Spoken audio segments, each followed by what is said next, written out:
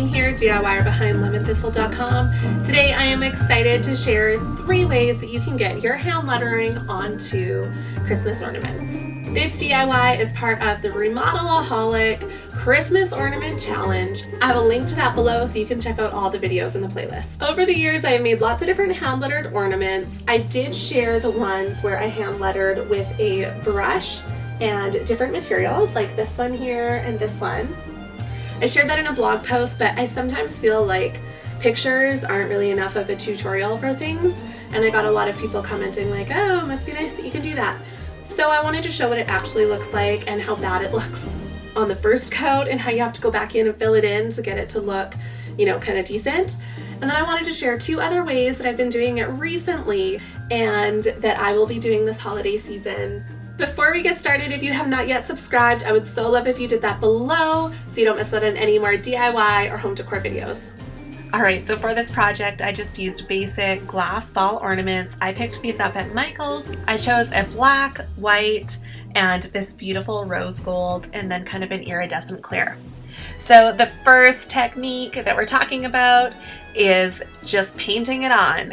And this is the one that I shared a blog post tutorial for I think 2 Christmases ago now, and I really love the way that it looks. And when you do more than 1 or 2 of these, you actually get in a groove and it goes really quickly and they look beautiful, and you'll get used to painting on that curved surface. I feel like I'm a little bit out of practice here.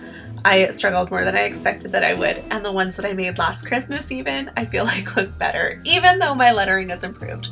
So practice, expect to go through a couple ornaments that you're not going to love before you get onto the ones that you love.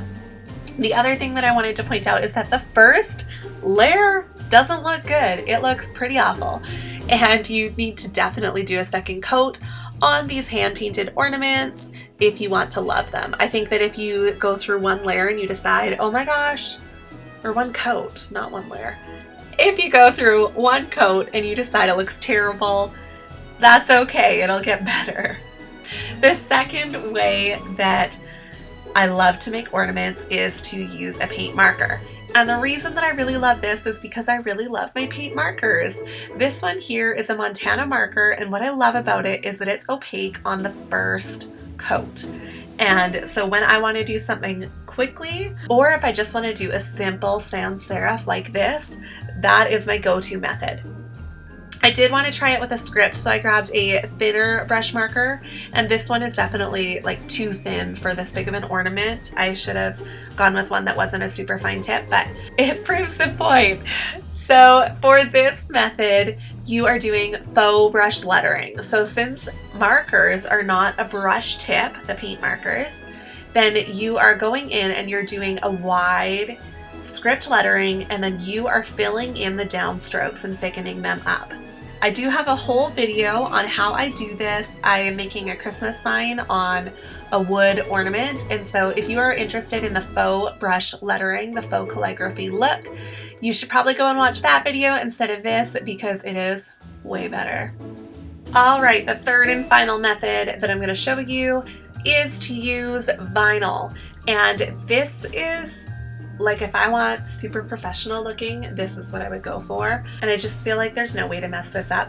You can use pre-done hand lettering files. So if you want to buy an SVG file, and I'll link to some of my favorite holiday ones. We just released a fresh cut SVG cozy Christmas bundle, which is really awesome.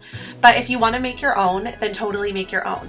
Now you can make your own hand lettering files by taking a picture of your lettering on paper, or you can do this directly on an iPad. If you're going to take a picture on paper, I will show you how to do that using the Cricut design software in another video. I'll link to that down below. But if you're using an iPad, then that's super simple as well. If you want to learn how to upload your own designs into a software like Cricut Design Space or into Silhouette, I will link both my video, which shows on Cricut, and my friend Alexis's video, which shows on Silhouette, because it's really simple to do, and you can use your own lettering and cut that out of vinyl, which is what I've done here. So the vinyl that I'm using is a premium outdoor vinyl from Cricut. There's a couple different outdoor or permanent vinyls, and why this is great is because this is not going to peel off when you store it away or when little fingers touch it. The difference visually is that it just has a bit of a shinier finish. After it is cut with your Cricut or your cutting machine, you're going to want to go ahead and weed that and then use a transfer tape to apply it onto the glass ornaments. Now, applying on a round surface like this can be a little bit tricky, as I learned the first time I did this, and the second time, and the third time. The best way that I can suggest that you do this is to go slow and do word by word or piece by piece. All right, so those are my 3 ways to make hand-lettered ornaments. You can give it a try whatever way you like, or try them all and find your favorite. I really feel like there is a place for each method, and depending on the look that you're going for, there is definitely, like, you can switch it up. I like to make all 3 depending on what I'm doing. I think I made all 3 last year, and now I'm making them again. Thank you so much to Remodelaholic for hosting this creative Christmas DIY challenge. If you want to check out all the videos in the playlist, I will post that in the comments below, so you should hop around and check them out. There's some rad ideas there.